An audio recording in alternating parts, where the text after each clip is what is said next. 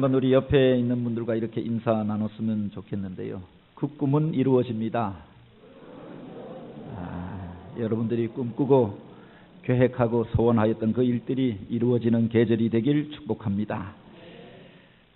지난 2002년 월드컵을 통하여서 유명하여진 구호가 있지요.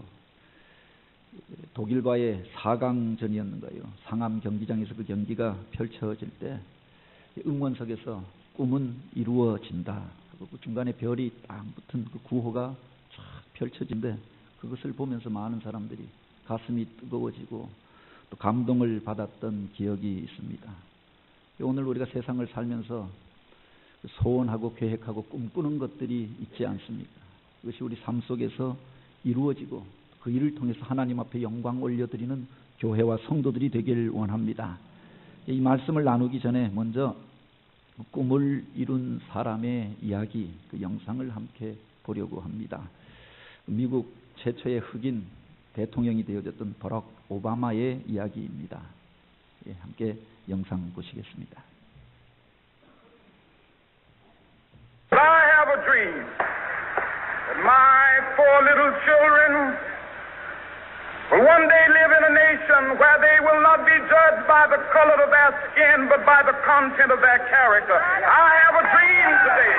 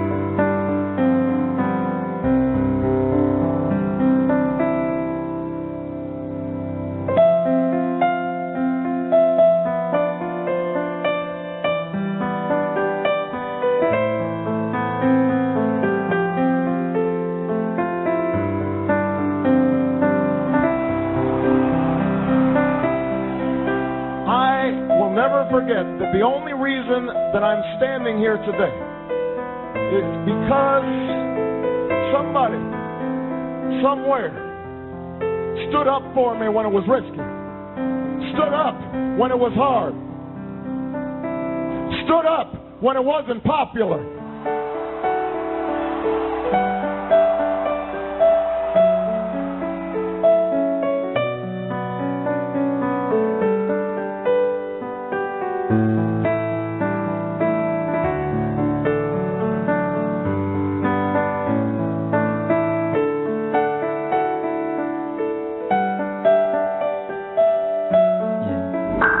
미국 최초로 흑인 대통령이 되어졌던 버락 오바마에 대한 영상입니다. 이미 오래되어진 영상이지만 그 속에 많은 사람들을 감동시켜 주었던 인생 스토리가 그 속에 담겨져 있지 않습니까? 그런데 그가 그 꿈을 이루고 또 세상의 변화를 주도하기까지 먼저 그 꿈을 꾸었던 사람들이 있었다고 하는 겁니다. 어떤 일들이 시작되어지고 또 변화의 사건들이 일어나기 전에 사람들의 마음속에 어떤 꿈이 있었고 그 꿈을 간직하고 꿈을 이루기 위하여 도전하였던 사람들이 있었음을 기억하시기 바랍니다. 헨리 포드라고 하는 사람은 말이 끌지 않는 그 마차에 대한 꿈을 꾸었다고 하지요. 스스로 움직이고 혼자서 움직이는 마차, 그 일이 어떻게 가능하겠는가? 모두가 안 된다고 이야기했지만 그가 시행착오를 거듭하여 거치면서 실패를 거듭한 끝에 자동차를 발견하여 냅니다. 많은 사람들이 오늘날 그 자동차를 타고 움직이고 여행을 하고 이곳까지 오게 되어진 것 아닙니까? 라이트 형제는 하늘을 나는 꿈을 꾸었고 그 사람들도 하늘을 날 수 있다고 생각하였습니다. 어떻게 그 일이 가능하냐? 사람들이 그의 꿈을 무시하였고 짓밟았지만 시행착오를 거치고 실패를 거듭한 끝에 결국 하늘을 나는 비행기를 발명하여 내었고 오늘날 많은 사람들이 그 비행기를 타고 먼 곳을 여행하고 있는 것 아닙니까? 에디슨은 영원히 꺼지지 않는 불에 대한 꿈을 꾸었고 그래서 기름 없이도 타오르는 그 불이 우리들 가운데 있었으면 좋겠다. 그것을 만들기 위하여서 그렇게 실험을 하고 거듭된 실패와 또 어려움 가운데서도 좌절하지 않고 계속하여 도전하면서 오늘 우리가 그 전등 아래서 그 밝음 가운데서 하나님을 예배하게 되지 않았습니까? 이 세상의 변화의 사건들 전에 먼저 꿈꾸는 사람들이 있었고 그들 안에 꿈이 있었던 것을 기억하시기 바랍니다. 오늘 이 영상 가운데 처음 등장하는 사람들의 심금을 울리는 연설이 있지요. 바로 마틴 루터 킹 목사의 나에게는 꿈이 있습니다 라고 하는 연설입니다. 1963년 워싱턴의 링컨 기념관 앞에서 당시에 흑인들이 백인들이 타는 버스에 탔다고 하는 이유로 한 여인이 구속되어지고 감옥에 갇히는 일이 있었습니다. 흑인과 백인이 같은 학교에 갈 수도 없었고 같은 화장실을 쓸 수도 없었고 피부색 때문에 차별당하던 그 시대, 그가 사람들 앞에서 자기가 가진 꿈에 대하여서 선포합니다.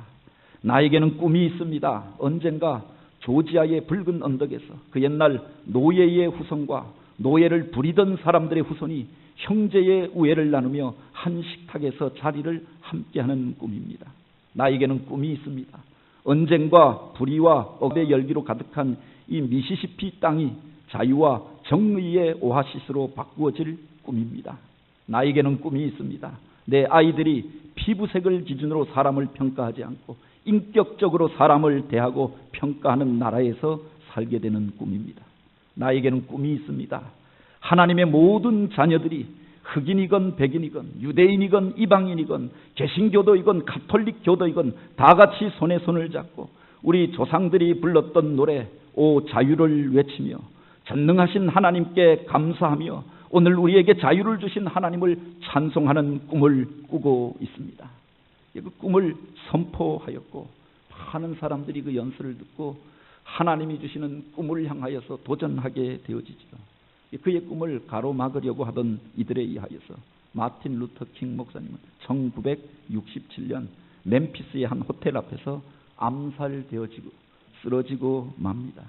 그 꿈이 물거품으로 끝난 것처럼 보여지고 그렇게 실패한 것처럼 보여졌지요. 그런데 그 연설을 듣고 꿈을 키웠던 사람들, 도전을 받고 그런 나라가 오기를 소원하고 그 꿈을 향하여 도전하였던 한 어린아이에 의하여서 그 꿈이 성취되어지고 오늘날 우리가 변화된 시대 가운데서 살아가고 있는 것 아닙니까? 이 마틴 루터 킹 목사님이 쓰러진 그 자리에 바로 이런 돌패가 세워져 있다라고 하지요. 서로 이르되 꿈꾸는 자가 오는도다. 자, 그를 죽여 한 구덩이에 던지고 우리가 말하기를 악한 짐승이 그를 잡아먹었다 하자. 그 꿈이 어떻게 되는 것을 우리가 볼 것이라 하는지라. 이 창세기 37장에 나오는 그 형제들의 이야기가 이곳에 기록되어져 있는 거죠. 그는 죽은 것 같았고 그 꿈이 실패하는 것 같았지만 꿈이 현실이 되어진 시대 가운데 우리가 살아가고 있는 것 아닙니까? 성경은 꿈꾸는 자들의 이야기를 기록하고 있습니다. 창세기 그 첫 장에서부터 이어지는 이 말씀 속에 보면은 바로 하나님이 주시는 꿈을 꾸고 하나님이 기뻐하시는 나라를 꿈꾸고 하나님이 기뻐하시는 그 가정과 가문의 꿈을 꾸었던 사람들, 믿음의 조상들의 이야기를 기록하고 있죠. 아브라함이 그렇게 꿈꾸던 사람이었고 이삭이 바로 그러한 사람이었고 야곱이 그런 사람이었음을 보게 됩니다. 자신들의 야심이 아니라 하나님이 보여주시는 꿈을 꾸고 축복의 통로가 되어지고 자신을 통하여서 하나님이 기뻐하시는 나라가 일어나고 거룩한 민족들이 일어나고 이 세상의 축복의 통로가 되어지는 꿈을 꾸었습니다. 그래서 본토, 친척, 아비집을 떠나서 하나님이 지시할 그 땅을 향하여서 약속의 땅을 향하여서 거룩한 행진을 시작하였던 것 아닙니까? 오늘 본문에 등장하는 요셉도 꿈꾸는 사람이었음을 보게 되지요. 그 형제들 가운데 11번째 아들이었습니다. 어려서 그 어머니 라헬이 동생 베냐민을 낳다가 죽어버리고 홀로 남겨진 그 자리 가운데서 나이 많은 형들로부터 따돌림을 당하고 온갖 학대와 어려움을 겪으면서 외로움의 자리 가운데 거하였던 아이가 아닙니까? 그런데 그가 하나님이 주시는 꿈을 꾸었고 그 꿈을 이루어가면서 그 가족들이 구원함을 얻고 하나님의 놀라운 축복을 받아 누리게 되었던 이야기를 창세기는 또한 기록하고 있지요. 그런데 그 꿈이 특이한 것이 그가 꿈꾸었던 그 내용을 오늘 본문에 보면은 기록하고 있는데 밭에서 곡식단을 묶고 있는데 바로 그 요셉의 단이 일어서고 그 형제들의 단이 그를 향하여서 절을 하였다라고 하였습니다. 이 야곱의 집안 그리고 요셉의 형제들은 농사 짓는 사람들이 아닙니다. 땅을 가지고 그래서 곡식단을 묶고 농사 지으며 살았던 사람들, 농경하던 사람이 아니라 양을 치고 염소를 치고 소떼와 양떼를 치던 유목하던 사람들이었습니다. 그런데 그가 특별한 꿈을 꾸게 되어졌던 거죠. 당신은 해와 달과 별을 신이라고 생각하였고 그 해를 향하여서 빌고 달이 떠오를 때 그 앞에 가서 기도하고 별들을 신처럼 섬기던 그렇게 그들이 오늘 우리에게 복과 화를 준다고 생각하던 시대였습니다. 그런데 이제 해와 달과 11별이 자신을 향하여서 절하는 꿈을 꾸었다라고 합니다.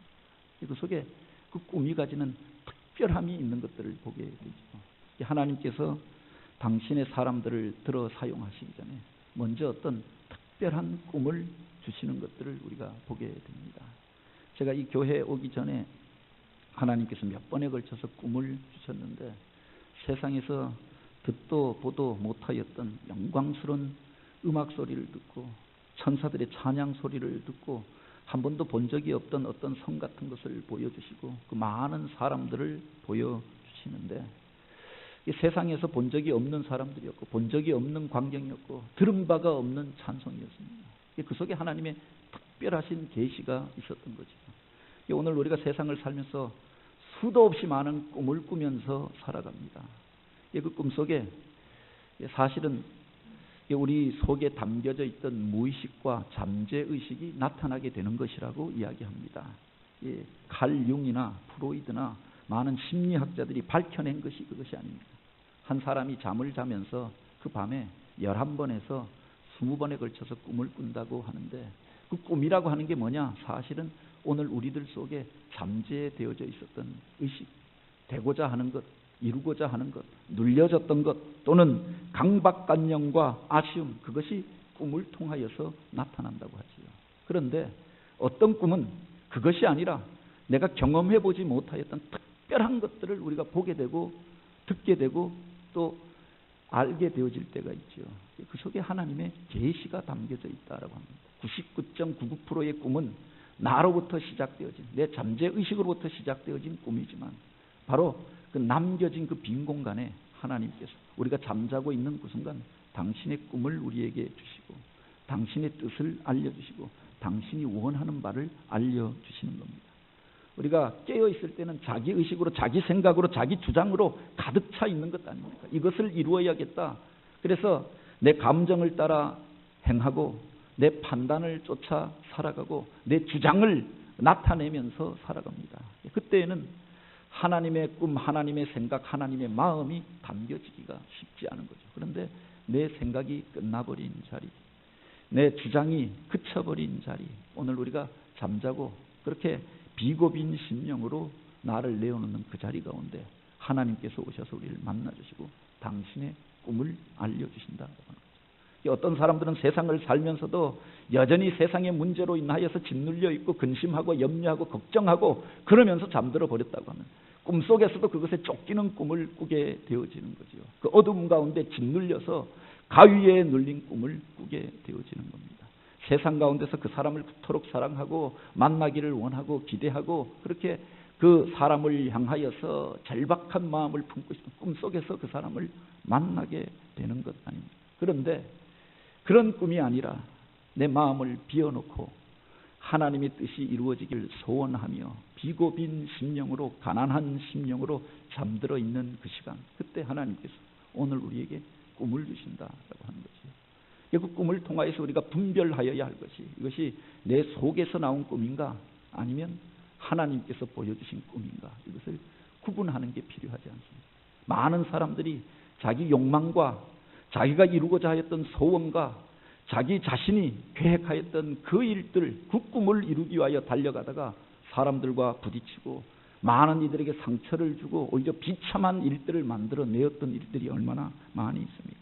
창세기 3장에 보면 인간 타락의 기사가 나오는데 마귀 사단이 와서 사람을 유혹하면서 하나님의 말씀을 교묘히 바꾸어서 그렇게 말합니다. 내가 그것을 먹는 날에는 내가 하나님처럼 되리라. 하나님처럼 되고자 하였던 그 욕망을 자극하면서 그 하나님의 계명을 깨뜨리고 금지하였던 선악과를 따먹으면서 오늘 우리 인생의 여러 가지 문제들이 시작되어졌던 것 아닙니까? 하나님과의 관계가 깨뜨려지고 그 사랑으로 서로를 돕는 배필이었던 가족의 관계가 깨어지고 형제가 형제를 향하여서 돌을 들고 죽이고 비참한 일들이 시작되어집니다. 생명을 잃어버리고 그렇게 그 에덴의 기쁨들을 잃어버린 채 그 동산에서 쫓겨나게 되어졌던 것 아닙니까? 인간의 헛된 야욕으로부터 시작되어진 그 꿈, 그것은 오늘 우리 가운데 이런 불행을 만들어내게 되었고 그 자신만 어려움을 겪었던 것이 아니라 모든 피조물들이 그 고통 가운데서 엉겅퀴와 가시를 내며 구속의 날을 기다리게 되었다고 하였습니다. 창세기 11장에 보면은 이 땅에 거하던 사람들이 노아의 홍수를 겪은 이후에 바벨탑을 쌓는 사건을 기록하고 있지요. 우리가 어떤 심판과 홍수도 견딜 수 있는 거대한 성을 쌓아 하늘에 닿게 하고 우리의 이름을 내자. 인간 속에 있었던 허황된 마음, 자기의 욕망, 그리고 하나님과 상관없이 살려고 하였던 그들의 계획들이 오히려 사람들 가운데 파괴를 만들어내게 되고 분열을 만들어내게 되고 흩어져서 서로가 서로를 향하여 쟁투하는 일들을 만들어내었던 것들을 보게 되죠. 1939년 세계 영토의 3분의 1을 전쟁의 참화 속으로 이끌어갔던 제2차 세계대전이 일어나게 됩니다.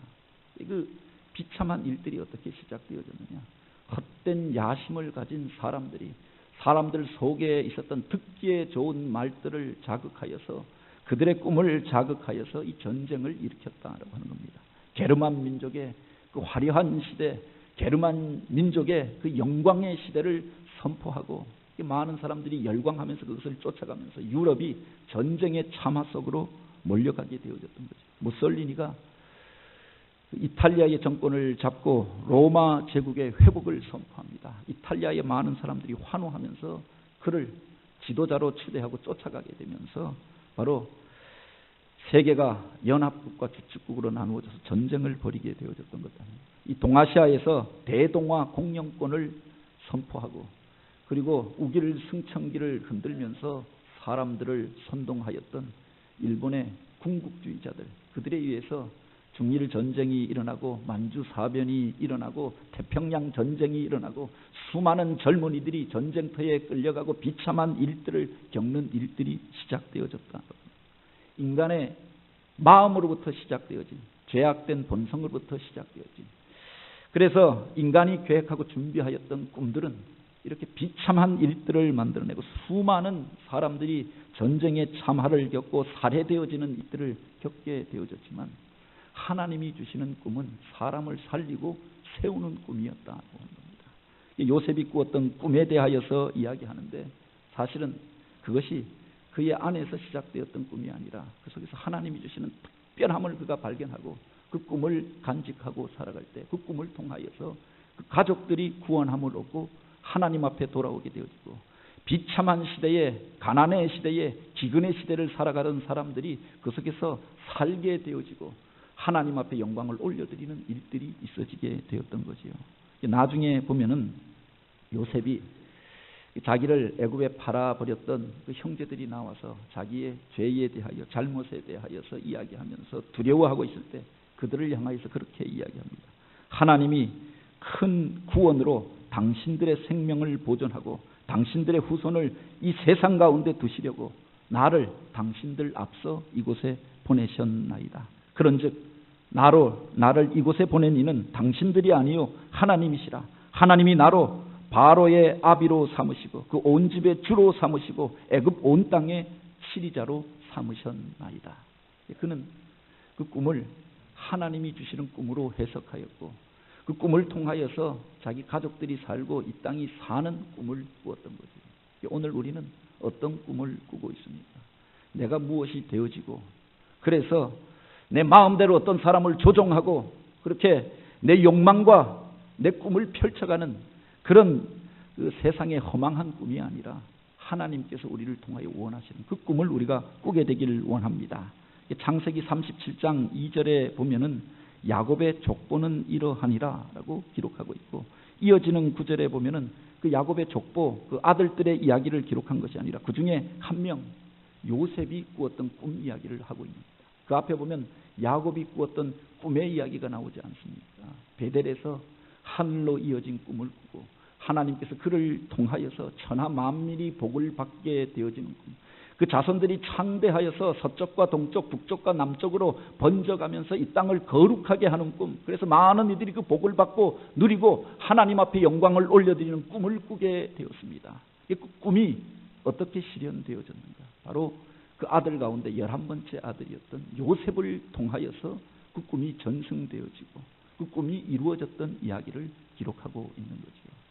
12명의 아들이 있었지만 그 속에서 하나님의 나라를 향한 꿈을 꾸었던 사람, 비고빈 심령으로 하나님의 뜻이 이루어지기를 원하며 소원하였던 그를 통하여서 하나님의 꿈이 그의 꿈이 되어졌고 야곱에게 주셨던 꿈이 요셉에게 이어지게 되어졌고 그 꿈을 통하여서 그 가족들이 구원함을 얻고 가나안의 시대 많은 사람들이 하나님 앞에서 살게 되었던 이야기를 창세기가 기록하고 있는 겁니다.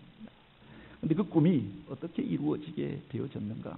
이 본문을 통해서 우리가 또 한 가지 깨닫게 되는 것이 하나님이 주셨던 꿈, 그 꿈은 사람들에게 나누어질 때, 선포되어질 때 현실이 되어진다라고 하는 겁니다.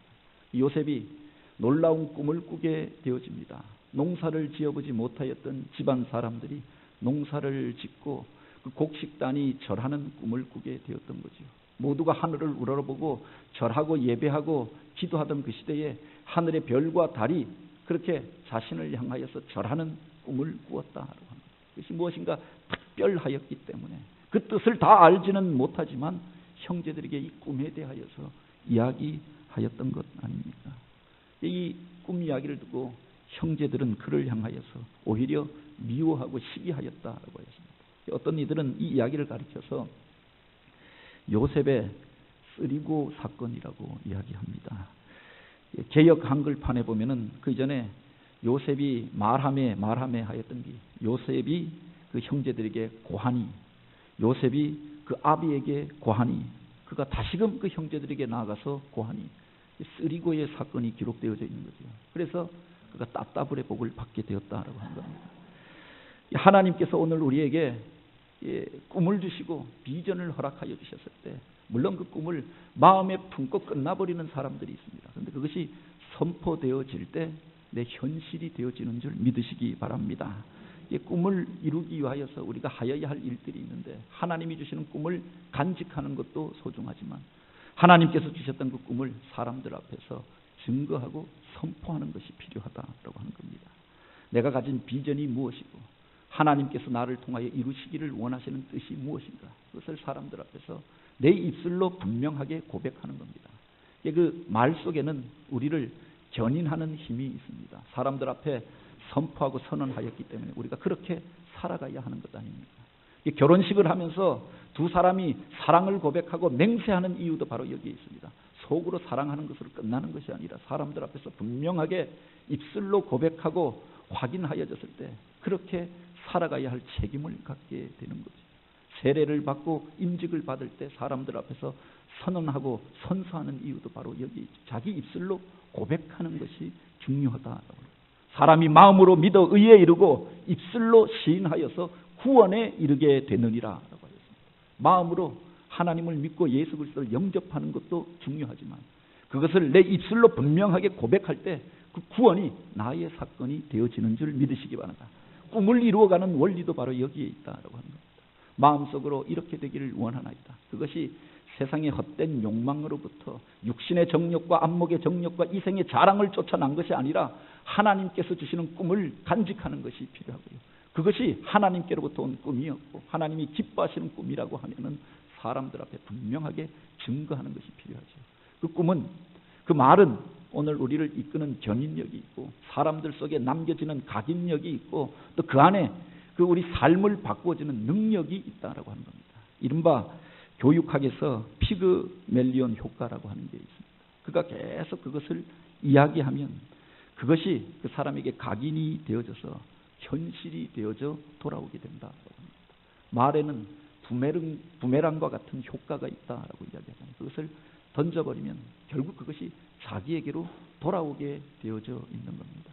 오늘 우리는 이 세상을 살면서 어떤 말들을 하고 있습니까? 어떤 사람을 향하여서 판단하고 평가하고 미워하고 시기하고 정죄하는 말들이 아니라 하나님이 주시는 꿈을 꾸고 그 꿈에 대하여서 이야기하고 하나님의 비전을 이야기하고 함께하여서 그 비전에 대하여서 말하는 그런 교회요 성도들이 되기를 원합니다.